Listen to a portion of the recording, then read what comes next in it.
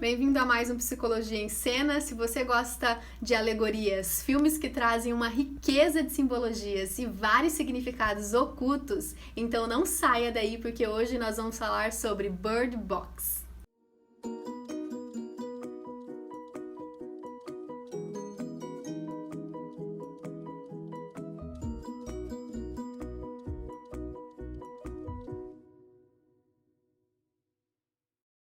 Bird Box é um filme dirigido por Susanna Bier, que usa aí o tema do pós-apocalíptico, né, que foi baseado aí no best-seller de Josh Malerman. O filme ele ganha uma roupagem um pouco diferente, já que Susanna Bier ela é uma cineasta que curte aí uma temática que explora a violência social, conforme mostra aí os seus trabalhos anteriores. O filme ele começa mostrando a vida de uma mulher grávida, insatisfeita e com uma vida aí mais pacata, né? Mas que depois ele nos surpreende com seu conteúdo. Antes de eu começar então a fazer as análises, eu gostaria de avisar sobre os spoilers, então se você ainda não assistiu o filme, né, deixa para assistir em outro momento. Então, pegando aqui como parte central para a gente poder entender, vamos começar então com os temas principais, primeiramente sobre aí o suicídio, né? O filme ele traz demasiadamente essa questão do suicídio, né? Uma série de suicídios em massas. As pessoas elas não conseguem olhar para isso que está acontecendo e não se matar também. Esse fenômeno, né, ele começa a acontecer em outros lugares, um pouco mais distante de onde o filme realmente acontece, e isso nos lembra aí a vinda do Covid-19, porque as pessoas elas começam a se preocupar, né, realmente quando a situação ela chega de fato, né, aí à sua frente. Enquanto estava aí só na TV, né, tudo bem, né, mas depois que se aproximou, então houve então esse desespero. Aqui, nós poderíamos pensar sobre o que já acontece, né, em nossa sociedade, né, na real, o número de suicídios ele é muito alto, só aqui na cidade de Bento Gonçalves tem aproximadamente 110 mil habitantes, né, foi assustador o que aconteceu no início desse ano de 2020, e nós simplesmente não olhamos para isso. A menos que esteja aí acontecendo com nós, né, ou nosso familiar, ou alguém mais próximo. Então, será que isso poderia ser aí significado, né, o significado das vendas nos olhos que vão aparecer no filme? A venda nos olhos, no primeiro momento, me parece aí uma estratégia de sobrevivência nesse contexto de caos. Temos aí várias possibilidades para avaliar essa situação. Eu vou aqui trazer uma perspectiva mais psicanalista, né?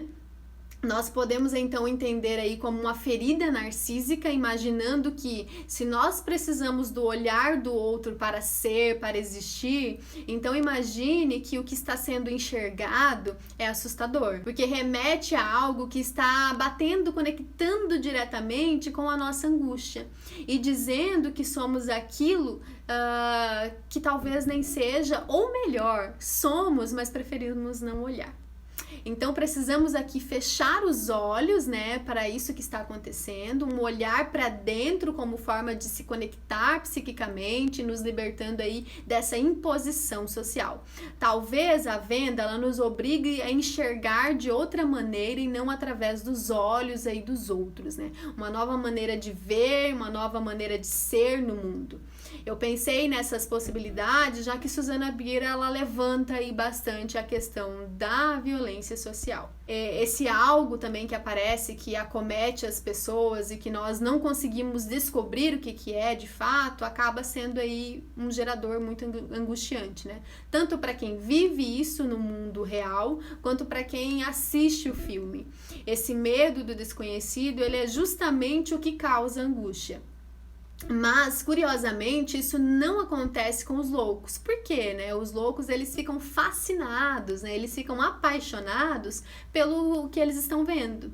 E não se matam, né? Na sociedade real é assim também. Os loucos, eles são todos aqueles que se conectam com aquilo que recalcamos constantemente. E o filme acaba deixando, então, uma brecha aí muito importante para a gente poder pensar sobre isso. cena aí em que eles vão até o supermercado, né, por exemplo, em que um deles aí, um dos rapazes, né, acaba sendo morto ou se matando, isso não fica claro, né, não dá pra gente saber. E depois, isso acontece depois dele ser chamado aí por um dos seus amigos, né, que estava louco, né, então aqui podemos pensar que os loucos, quando não tratados, eles podem sim, em algum momento, muito raro, né, se tornar aí uma ameaça, né, uma pessoa em surto, né, psicótico, ela não consegue distinguir o que é real ou não. E de certa forma, esses loucos do filme, eles se apresentam aí como sendo uma ameaça, né? Que são uma ameaça e que não é diferente aí do que nós vivemos, né? A diferença é que, que os presos são os sãs, né? E olha que contraponto interessantíssimo da gente poder pensar em liberdade psíquica. E esse é outro elemento muito representativo do filme, por quê? Porque o filme ele traz os pássaros presos na gaiola e nada acontece com aqueles pássaros, né? Olha, vamos pensar sobre isso, né?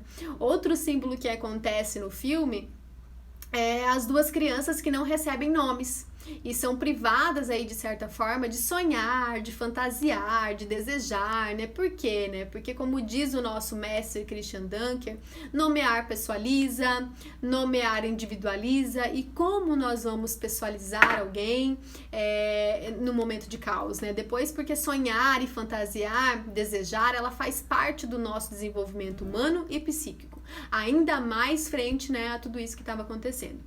E no final, né, isso tudo muda, o que torna mais interessante ainda, né, quando a menina ela aparece ali na cena, né, como se fosse ali pra morte, né, para um possível suicídio, e a Sandra Bullock, ela começa a contar histórias pra ela, né, histórias com final feliz.